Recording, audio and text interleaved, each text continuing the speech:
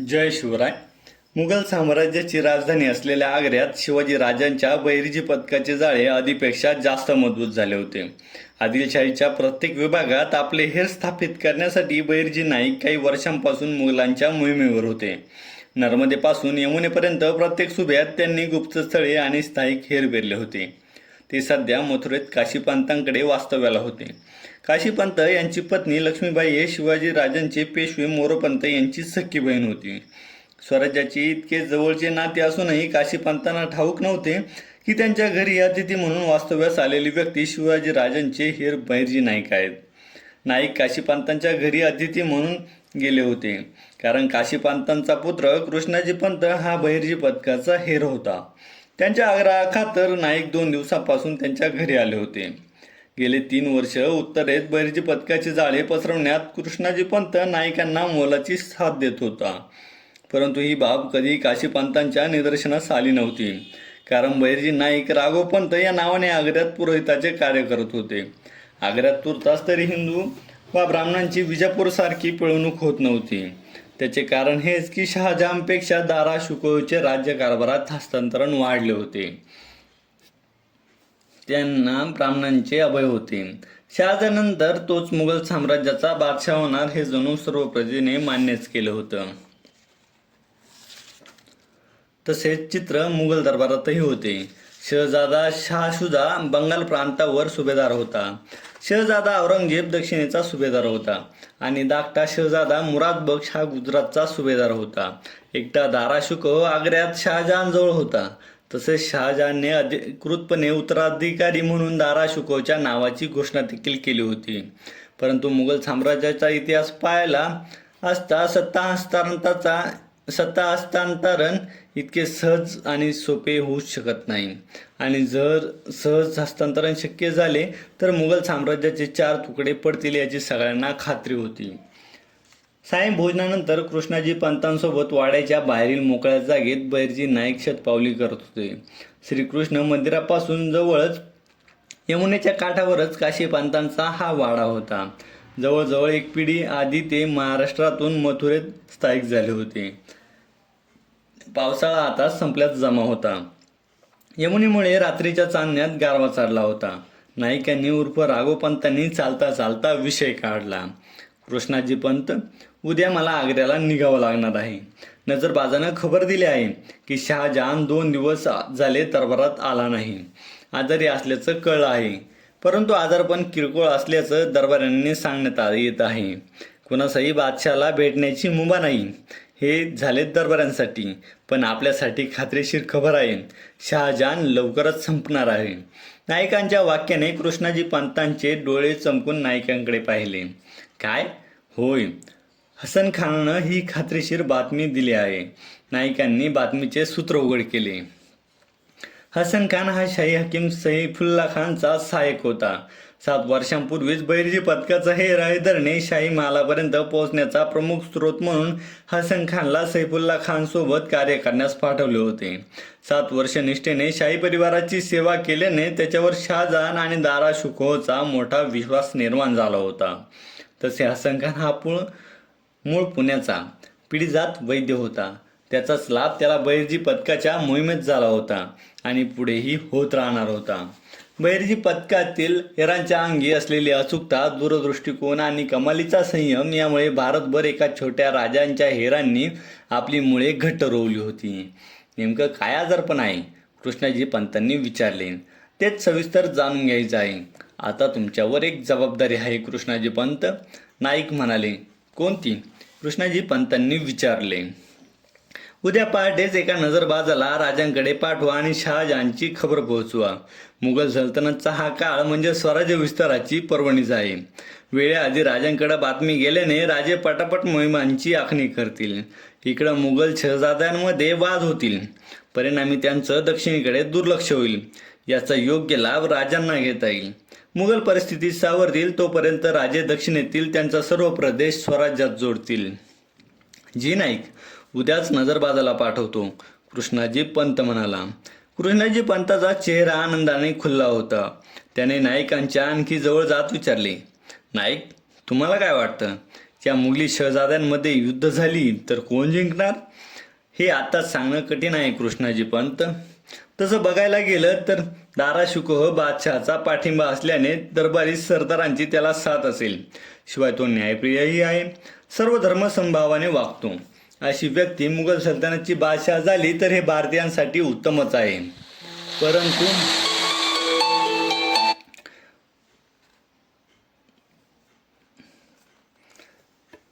परंतु सैन्यशक्ती बघता शाह सुजा अधिक बलवान आहे. त्यांना बंगालवर एक अधिकार मिळाला आहे. पूर्वेकडील अनेक राजांना त्यानं त्याचं मांडलिक बनवलं आहे. युद्धप्रसंगी तो मोठं सैन्य रणभूमीवर उतरवू शकतो. त्याच्या सैन्याचा सामना करण्याची ताकद दाराच्या सैन्यात नसेल. आता राहिला प्रश्न औरंगजेब आणि मुरादबक्ष यांचा. सैन्य क्षमतेचा विचार केला तर दोघांचाही राज शहाजहांपुढे निभाव लागणार नाही. मुरादबक्ष अत्यंत शूर आणि पराक्रमी असला तरी रणनीती आखण्यास ससेल मट्ट आहे. त्या उपरीत औरंगजेब महाधूर्त, दूरदृष्टीचा आणि चाणक्य आहे. तो शक्तीपेक्षा रणनीतीचा योग्य वापर करतो. म्हणूनच तख्त कोण मिळवणार यासाठी मोठा संघर्ष होणार आहे. नाईकांनी आपला तर्क मांडला. असंही होऊ शकतं की चारही भावांमध्ये एक बोलणी होऊन वाटाघाटीनं मुघल सल्तनतचे 4 तुकडे करण्यात येतील. उत्तरचा भाग दाराचा, गुजरात मुरादचा, बंगाल शाह शुजाचा आणि दक्षिण औरंगजेबाचं. कृष्णाजी पंतांनी एक शंका उत्पन्न केली. कृष्णाजी पंतांच्या बोलण्यावर किंचित स्मित करत नाईक म्हणाले, असं अजिबात होणार नाही. पित्याच्या मालमत्तेचं ते इतक्या प्रेमाने विभाजन करणार नाहीत. हे भारतीय नाहीत, त्यांचे संस्कार भारतीय नाहीत, ते तुर्की आहे. स्वतःलाच तैमूर लांडगेचे वंशज म्हणवतात ते. त्यांच्या वंशाचा इतिहास पाहता तुमचं मत खरं ठरणार नाही हे मी खात्रीशीर सांगू शकतो. नाईकांनी स्पष्ट केले. मला सांगा, स्वराज्यासाठी आणि हिंदुस्थानासाठी नेमकं काय उपयुक्त आहे? कृष्णाजी पंतांनी विचारले. एकतर दारा जिंकून त्याला सत्ता मिळावी, अन्यथा 4ही शहजाद्यांच्या आपसात भांडून अंत व्हावा, नाईकांनी सांगितले. मग या राजकारणात बहिर्जी पथकाची काय भूमिका असेल? प्रत्येक शहजाद्याच्या गोटात असलेल्या बहिर्जी पथकांच्या योद्ध्यांना कोणतं पाऊल उचलावं? कृष्णाजी पंतांनी महत्त्वाच्या विषयाला हात घातला होता. लवकरच यावर राजांशी बोलून स्पष्ट करू, नाईकांनी सावधपणे उत्तर दिले. खरोखर प्रत्येक शहजाद्याच्या गोटात असलेल्या बहिर्जी पथकाच्या योद्ध्यांपुढे गोंधळाची परिस्थिती उद्भवणार होती. ज्याच्या गोटात राहून आजपर्यंत कार्य केले त्याच्या समर्थनार्थ नाईलाजाने लढावे लागणार होते आणि जीवावर नाहक संकट ओढून घ्यावे लागणार होते. नाईकांना हे टाळायचे होते. त्यांच्या आग्र्याच्या सत्ता संघर्षात बहिर्जी पथकांच्या हेरांचे प्राण पणाला लावायचे नव्हते. दूरदृष्टीने त्यांना एक मार्ग लवकर निवडायचा होता. मला वाटतं आता तुम्ही विश्राम करायला हवा. पहाट होताच तुम्हाला आग्र्याला निघायचं आहे, कृष्णाजी पंत नाईकांना म्हणाला. होय, स्मित करत नाईक वाड्याच्या द्वाराच्या दिशेने जाऊ लागले. त्यांच्या पाठोपाठ कृष्णाजी पंत सुद्धा आत गेला. परंतु त्यांचे मन गहन विचारात गुंतल्याचे भाव त्यांच्या चेहऱ्यावर झळकत होते. कदाचित कुण्या जासुदावर राजांपर्यंत खबर पोहोचवण्याची जबाबदारी टाकण्यापेक्षा स्वतःच राजगडावर जाऊन नाईकांचा शब्द राजांपर्यंत पोहोचण्याचा त्यांचा विचार असावा. दुपारचा प्रहर संपत असताना नाईक आग्र्यात पोहोचले होते. ते त्यांच्या निवासस्थानी पोहोचेपर्यंत आग्र्याच्या पेटांचे दृश्य त्यांच्या नजरेत भरत होते. ते काहीतरी निष्कर्ष लावण्याचा प्रयत्न करत होते. गजबजलेल्या पेटा आज ओस पडल्या होत्या. कदाचित ही दारा शुकोहची सतर्कता होती. बंड दंग धोपे उसळू नयेत म्हणून त्याने पेठा बंद ठेवण्याचे आदेश जाणीवपूर्वक दिले होते. नाईक त्यांच्या निवासस्थानी पोहोचले होते तेव्हा त्यांच्या द्वाराच्या समोरील एका बंद दुकानाकडे त्यांनी पाहिले. आजूबाजूला नजर फिरवली आणि ते निवासस्थानाच्या आत गेले. समोर जे दुकान होते ते सुद्धा बहिर्जी पथकातील एका हेराचेच होते. तो नाईकांपर्यंत सर्व खबरा पोहोचवण्याचे कार्य करत असे. नाईक त्यांच्या निवासाचा दरवाजा बंद करणार इतक्यात एक मनुष्य त्यांच्या पुढे येऊन उभा राहिला. नाईकांनी त्याला पटकन आत घेतले आणि द्वार बंद केले. हा मनुष्य दुकानदारच होता. बोला किसनलाल, नाईकांनी सरळ विचारले. नाईक शहाजहान गंभीर आजारी आहे, किसनलालने सांगितले. आलं होतं कानावर, पण आजारपणाचं कारण काय? नाईकांनी विचारले. शरीरात रक्तदाब वाढला आहे. नाकावाटे रक्तस्राव होत होता. 70 वर्षाचा म्हातारा असून प्रणय किडेचं स्वप्न बघत होता. त्याला वाटलं तो बादशाह आहे तर काहीही करू शकतो. त्यासाठी त्यानं उत्तेजक पदार्थांचं सेवन केलं आणि त्याचा विपरीत परिणाम झाला, किसनलाल म्हणाला. किसनलालच्या बादशाहविषयी बोललेल्या मिश्किल शब्दांनी नाईकांना हसू फुटले, परंतु सावरत ते म्हणाले, मग त्यांना कळून चुकलं आहे की तो आता काही जगत नाही, म्हणून त्यानं शाही महालाची द्वारं बंद केली आहेत आणि दाराशुकनं भविष्याची चाऊल घेत जोरदार तयारी सुरू केली.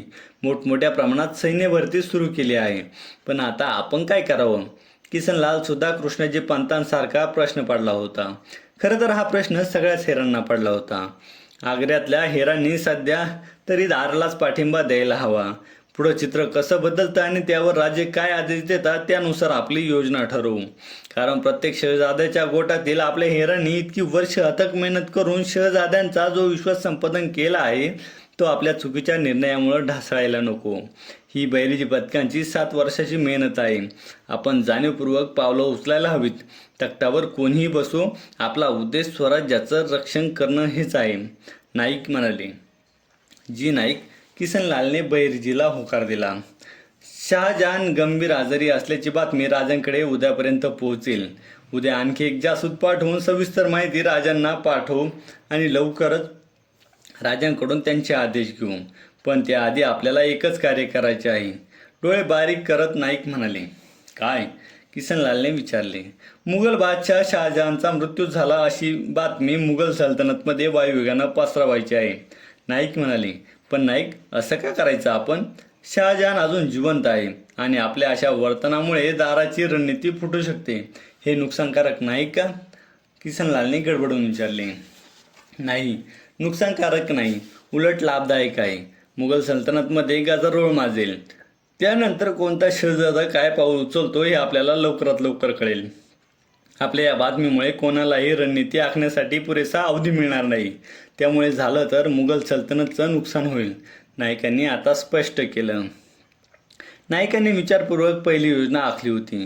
ते पसरवणार असलेल्या एका अफवेमुळे हिंदुस्थानचे राजकारण बदलायला वेग मिळणार होता.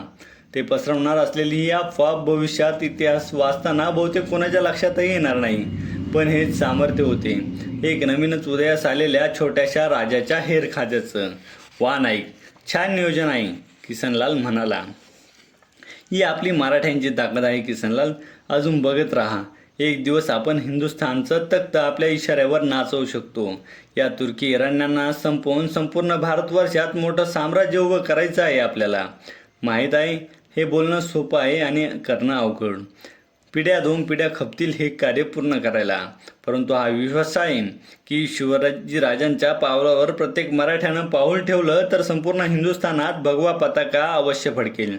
बोलताना नाईकांची छाती राजांप्रती अभिमानाने भरून आली होती. असं झालं तर नाईक या तुर्की तुघलांच्या तावडीतून अखंड भारत मुक्त होईल. भारताच्या इतिहासात मोहम्मद बिन कासिम, गझनवी, खिलजी आणि बाबर या सगळ्या विदेशी आक्रमकांनी दिलेल्या जखमा मराठ्यांना पोचता येतील, किसनलाल म्हणाला. महादेवाची सुद्धा हीच इच्छा आहे. अजून शिवाजी राजे अवतरले आहेत. बस आपणच जीवाजीव असेपर्यंत आपलं सर्वस्व देत राहायला हवं. राजांचे हात आणखी बळकट करायला हवेत, नाईक म्हणाले. जी नाईक, बरं मी तुमच्यासाठी भोजनाची सिद्धता करतो. तुमच्या प्रवासानं दमला असाल, थोडा विश्राम करा, किसनलाल म्हणाला. काळजी नसावी, तुम्ही कामगीवर जा, नाईक म्हणाले. किसनलाल नाईकांची रजा घेऊन निघाला. नाईक खाटेवर येऊन बसले आणि शून्यात जाऊन कसला तरी विचारात गढून गेले. 3 दिवस आणि 3 रात्र घोड्यावर स्वार होऊन कृष्णाजी पंत वेगाने पुरंदरला पोहोचला होता. तो बहिर्जी पथकाने निर्देशित केलेल्या मार्गाने चालला होता. हा मार्ग बहिर्जी पथकांच्या हेरांनाच ठाऊक होता. हे गुप्त रस्ते गावांच्या बाहेरून, जंगलातून आणि मुलांच्या चौक्या वाचून चिन्हित केले होते. त्या रस्त्यांना अचूकपणे ओळखण्यासाठी रस्त्यांच्या खाणाखुणा आणि नकाशे या हेरांनी आधीच पुरेपूर अभ्यास केलेला असे. मध्ये मध्ये जी गुप्त स्थळे होती तिथे काही क्षण थांबून जासूद विसावा घेत असत. घोड्यांची बदली करत किंवा दुसऱ्या जासूदाजवळ संदेश दिला जाई आणि मग तो तिथून पुढच्या कार्याची सिद्धता करत असे. परंतु आज कृष्णाजी पंतानं दुसऱ्या जासूदाजवळ संदेश दिला नव्हता. तो स्वतः स्वराज्यात आला होता. पहाटे स्वराज्याचा वारा नाकावाटे रक्तात भिनल्यापासून कृष्णाजी पंताचा थकवा अचानक शमला होता. प्रथमतः घोड्यावरून खाली उतरून त्याने माती भाळी लावली होती. त्याचे पूर्वज याच मातीत जन्मले आणि विलीनही झाले होते. ही एक अभिमानाची भावना आणि त्याच्या मनाला स्पर्शून गेले होते. तो आता पुरंदरवर पोहोचला होता. सध्या किल्ल्यावर प्रचंड उल्हासाचे वातावरण होते. स्वराज्याच्या युवराजांचा जन्म होऊन 1 महिना उलगडला होता. ब्राह्मणांना दान धर्म सुरू होता. हे निमित्त पाहून कृष्णाजी पंत गड चढू लागला. कार्य साध्य होईपर्यंत त्याने मामा श्री पेशवा मोरोपंत यांचे दर्शन होऊ नये ही ती अपेक्षा करत होता आणि घडलेही तसेच. योगायोगाने मोरोपंत गडावरच नव्हते. कृष्णाजी पंतांनी काशीवरून आल्याची ओळख देत शिवाजी राजांना भेटण्याची अनुमती मागितली. पुढच्या काही क्षणात तो शिवाजी राजांपुढे हजरही झाला. शिवाजी राजे सदरेवर होते. सर्वप्रथम कृष्णाजी पंतांनी राजांना वाकून नमस्कार केला. नमस्कार करताच त्याने बोटांची काहीतरी विशिष्ट हालचाल केली. बैरजी पथकाच्या करपावली भाषेत त्याने राजांना काहीतरी सूचना दिली. राजांनी ती अचूक खेळली. क्षणाचाही विलंब न करता राजे स्मित करत त्याला म्हणाले, पंत, आम्हाला तुमच्याशी काही खासगी बोलायचे आहे. तेव्हा मंत्रणा कक्षात आमची भेट घ्यावी. जी राजे. राजांसमोर आलेली व्यक्ती हे राये हे सदरेवर मोजक्या सरदारांनी जाणले असावे. तेही त्याच्या हाताचे इशारे कोणाच्या नजरेत कैद झाले असतील तरच. अन्यथा सगळ्यांसाठी कृष्णाजी हा काशीवरून आलेला भटच होता. सदरेवरील महत्त्वाचे कार्य आटपून राजे मंत्रणा कक्षात गेले. त्यांचे अंगरक्षक कक्षाच्या दाराबाहेरच थांबले. राजांना आलेले पाहून कृष्णाजी पंत ताडकन उठला आणि लवून नमस्कार केला. राजे आसनावर जाऊन बसले आणि त्यांनी स्मित करून कृष्णाजी पंतांना नमस्कार स्वीकार केला. त्यांना आसन ग्रहण करण्यास सांगितले. कृष्णाजी पंतांनी आज पहिल्यांदा राजांना पाहिलं होतं, तरी त्यांच्या चेहऱ्यावर उतावळेपणा आणि भावनिकता अजिबात जाणवत नव्हती. बैरजी पथकाचे प्रशिक्षण घेताना या भावनांवर ताबा मिळवणे तो शिकला होता. बोला पंत, काय संदेश धाडला नायकांनी आणि नाईक कसे आहेत? राजांनी सुरुवात केली. शिवाजी राजे सुद्धा कृष्णाजी पंतांना प्रथमच बघत होते. त्यांच्या वेशभूषेवरून ते त्याला पंत म्हणून संबोधत होते. राजे, नाईक सकुशल आहेत. अतिशय महत्त्वपूर्ण बातमी घेऊन आलो आहे, कृष्णाजी पंत म्हणाला. पुढे सांगण्याचा इशारा करत राजांनी होकारात्मक मान हलवली. मुघल बादशाह शहाजहान गंभीर आजारी आहे. तो जगू शकणार नाही. जगला तरी राज्यकारभार करू शकणार नाही. शहजाद्यांची काय हालचाल? राजाने विचारले. त्यांना अजून शहाजहानबद्दल माहीत नाही. ही बातमी त्या तिन्ही शहाजाद्यांपर्यंत पोहोचण्याआधीच आपल्यापर्यंत आली आहे, कृष्णाजी पंतांनी सांगितले. राजांनी कृष्णाजी पंतांच्या वाक्यावर किंचित स्मित केले आणि क्षणभर विचार करून ते कृष्णाजीला म्हणाले, ही परिस्थिती आपल्या हिताची आहे. अशी संधी पुन्हा मिळणार नाही. योगायोगाने पावसाळाही संपला आहे. 4 शहजाद्यांच्या सत्ता संघर्षात त्यांच्या दक्षिणेकडे कानडोळा होईल. तेव्हा मुघलांचा काही मुलूक मारून स्वराज्य विस्तार करता येईल. राजांची आणि नायकांची विचारशक्ती जवळजवळ मिळती जुळती होती. कदाचित म्हणूनच स्वराज्य हितासाठी कोणताही निर्णय घ्यायला ते उशीर करत नव्हते. नायकांचे सुद्धा हेच मत आहे, कृष्णाजी पंत म्हणाला. असणारच, राजाने स्मित करत म्हटले आणि ते पुढे बोलू लागले. पंत, नायकांना आमचा संदेश द्या. जरी परिस्थिती आपल्या हिताची असली तरी मुघलांच्या सत्ता संघर्षात 4ही शहजाद्यांच्या गोटात असलेल्या बैरींच्या वीरांचा बळी देता येणार नाही. त्यांना काही ना काही कारणाने युद्धांपासून लांब राहण्यास सांगावे. परंतु संपादन केलेल्या विश्वासही न गमावता शक्य झाल्यास 4ही भावांना युद्धात जास्त वेळ गुंतवून ठेवा. असे झाल्यास आर्थिकदृष्ट्या आणि सैन्यदृष्ट्या मुघलांची परिस्थिती काही प्रमाणात तरी ढासळेल. त्यानंतर तख्तावर आलेला बादशाह तिजोरीचा विचार करत मोठमोठ्या मोहिमा टाळेल. त्याला संपूर्ण लक्ष उत्तरेतच केंद्रित करावं लागेल. परिस्थिती सुधारायला मोठा कालावधी नक्कीच जाईल. तोपर्यंत स्वराज्याची अर्थव्यवस्था आणि सैनिक क्षमता वाढलेली असेल. राजांनी त्यांच्या दूरदृष्टीने भविष्य सांगितले होते. जी राजे आणि 4ही शहजाद्यांच्या गोटातून मिळणाऱ्या हालचालींचा ताळमेळ असू द्या. तो औरंगजेब महाधूर्त आहे. त्याच्या हालचालींवर काटेकोर लक्ष ठेवा. शक्य होईल तितक्या लवकरात लवकर त्याने दक्षिण सोडावे असे नियोजन करा. आणि हो, हा सत्ता संघर्ष संपताच नायकांना स्वराज्यात येण्याचा आमचा आदेश द्या. युवराजांचा चेहरा त्यांनी पाहिला नाही. या विचाराने त्यांचे मन खंतावत असेल, माहिती आहे आम्हाला. जी राजे, तसं मलाही हे भाग्य मिळालं असतं तर, स्मित करत कृष्णाजी पंत म्हणाला. त्यावर राजांचं हास्य खुललं आणि ते म्हणाले, भाग्य युवराजांचे आहे. काशीवरून भट आले आहेत त्यांच्या दर्शनाला. राजे, मी काशीचा भट नाही. माहीत आहे, बैरजी पथकाचे योद्धे कधी सर्वांसमक्ष आपली खरी ओळख दाखवत नाही, म्हणून तुम्ही सदरेवर ओळख लपवली. पण आम्हाला आपला परिचय द्या. प्रथमच आपली भेट होत आहे. राजे म्हणाले. राजे, मी कृष्णाजी पंत, मथुरेच्या काशी पंतांचा पुत्र. पेशवा मोरोपंत माझे मामाश्री आहे. कृष्णाजी पंतांचे वाक्य ऐकून राजे क्षणभर अवाक झाले होते. आमचा ज्येष्ठ बहिणी समान असलेल्या लक्ष्मीबाईंचे तुम्ही पुत्र? वा, तुमची भेट ही अशी घडेल हे अनपेक्षित होते. आजचा दिवस काशीचे पंडित म्हणून गडावर थांबून आदरात येथे घ्या. राजे स्मित करत म्हणाले. क्षमा असावी राजे, परंतु युवराजांचं दर्शन घेऊन निघतो. तुमचा संदेश नायकांपर्यंत तातडीनं पोहोचवणं आवश्यक आहे. बागेत असेल तर तुमचा कधीतरी आपली भेट होईल. कृष्णाजी पंतांच्या उत्तराने राजांचे मन समाधानाने भरले होते. तिकडे राजांचा संदेश येण्याआधीच राजांचा काय संदेश असेल हे हेरून नायकांनी आपल्या कार्यात सुरुवात देखील केली होती. परिस्थितीची तशी होती. वेगवान हालचाली आवश्यक होत्या. नायकांनी मुघल सल्तनतमध्ये शहाजहानच्या मृत्यूची बातमी पसरवली होती. धन्यवाद.